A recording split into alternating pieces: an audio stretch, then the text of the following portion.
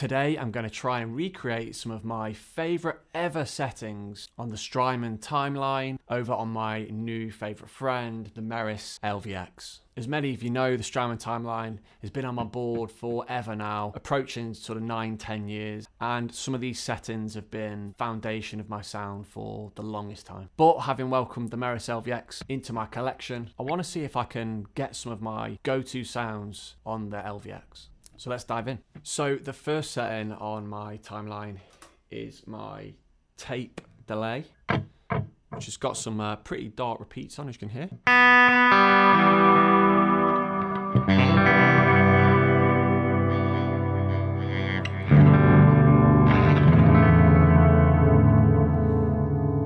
And a slight bit of modulation in the delay there too. Not too much feedback and a fairly short delay. So let's see what we can get with the Meris LVX. I'm actually quite nervous in doing this.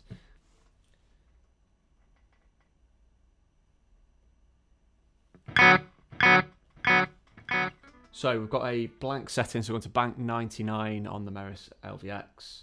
So first things first, we've got this set to a digital delay on the Meris, which we don't want. So let's change it from a digital delay to more tape setting. And we need to change the delay time and the feedback. So you can just go in and adjust the feedback here. Just come out of that, back into the timeline.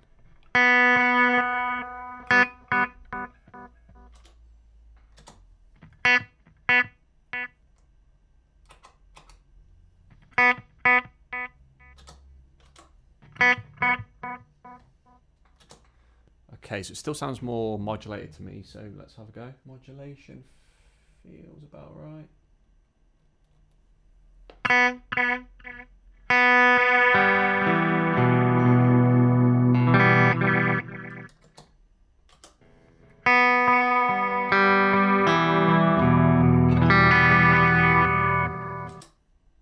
Okay, let's come out of that and just adjust the mix a bit.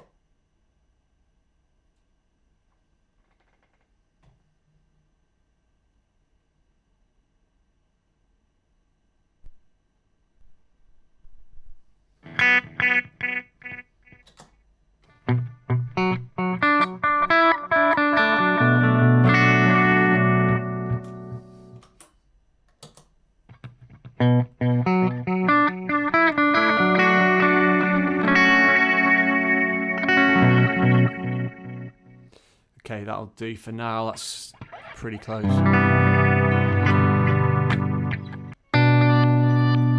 another favourite on the timeline for me was what I called Ice. It's basically a shimmer delay. So I'm going to start on the same setting that I've just made, the sort of tape delay. We'll dive into the menu system on the LVX. We'll change the delay type to digital.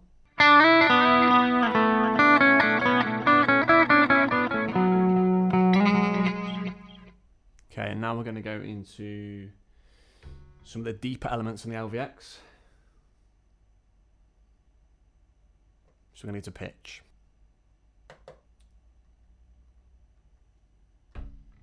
I've got a lo-fi pitch.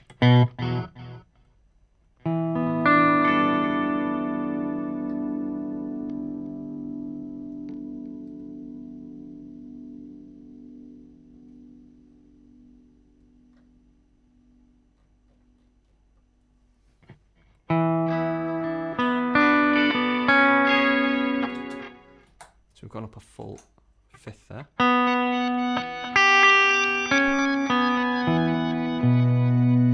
I think the interesting thing, that's no good. The interesting thing about what I've got set up on the timeline is that I think it's reverse, so we need to reverse it as well.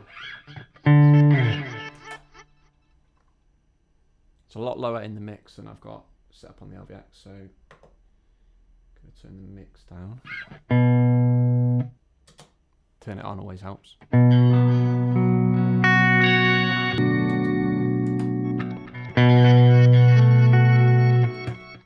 Okay, so the magic sauce that's missing here is the reverse.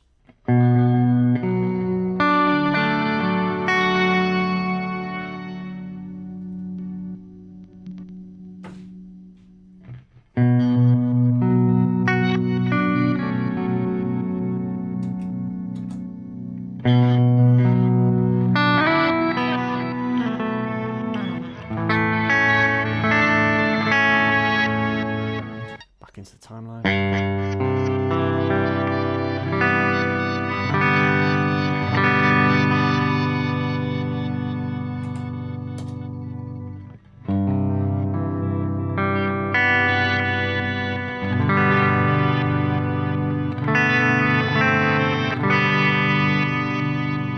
So pretty similar. That's taken me probably 4 or 5 minutes to get that sound. I'd want to tweak it a bit more to make it exactly the same. This is a setting on the timeline that I'm particularly fond of. It's a pattern delay, but essentially what I did was just drench it in modulation. It's full wet, so you won't hear the attack of my guitar.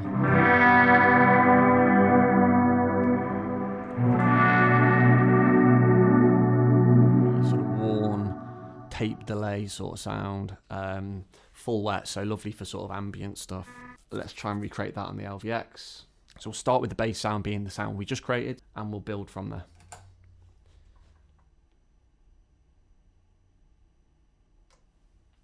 There we go, just turn pitch off, so we are pitchless. Okay, so that's our sound now in LVX we're working with. So let's go and look at some modulation.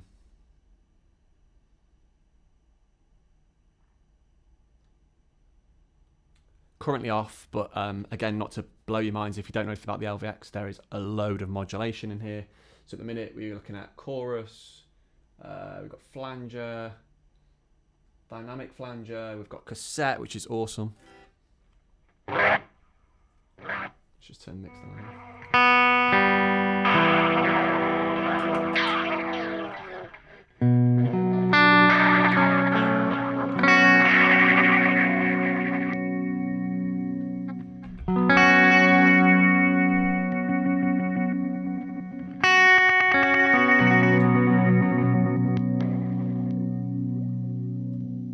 So we're going to stick with the chorusy sort of modulation for this sound, which is lovely. And the speed down, I always tend to want the speed right down on these sort of sounds. Let's just go back into the timeline. Damn. Back to the delay sound. I think I want more of a darker tape sort of delay. Preamp section of the LVX. Again, not trying to blow your mind, but just useful in terms of creating some of these sounds. Just added a bit of preamp and a slight bit of gain onto that. And it's what they call their tube setting. It's a bit like bit of tube saturation. Let's go full wet and just compare the two now.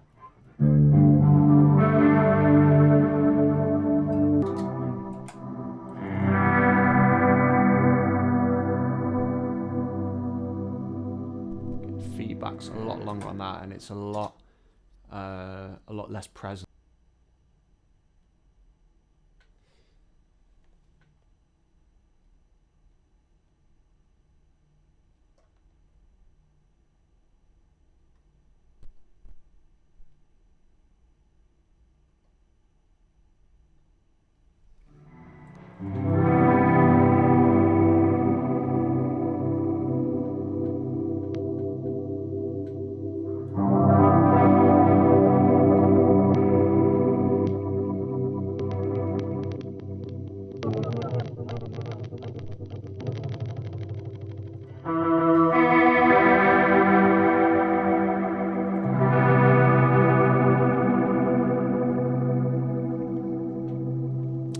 And on the delay options within the LVX, I've just gone on to Poly, which is based on their Polymoon delay, which I've never owned but believe is really good, and that sounds a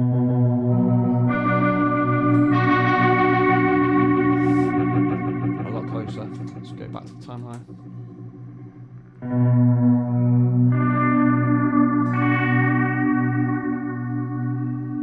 It's just a bit more warble on the timeline that I really like, gives it that added warmth.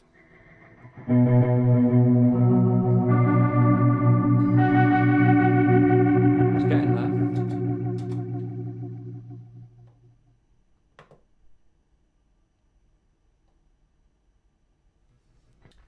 Okay, so I think I found the secret sauce. So back into modulate, and yeah, look, in terms of what I had before, there's some chorus on there, but I've gone into cassette. This is where the real warm tape analogy sort of sounds clearly sit.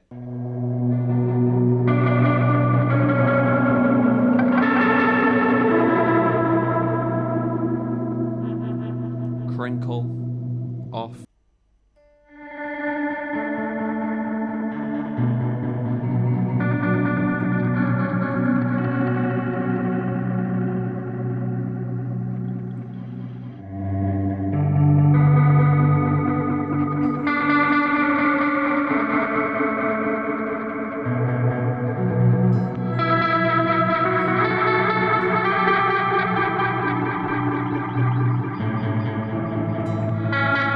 So there we go, not exactly the same.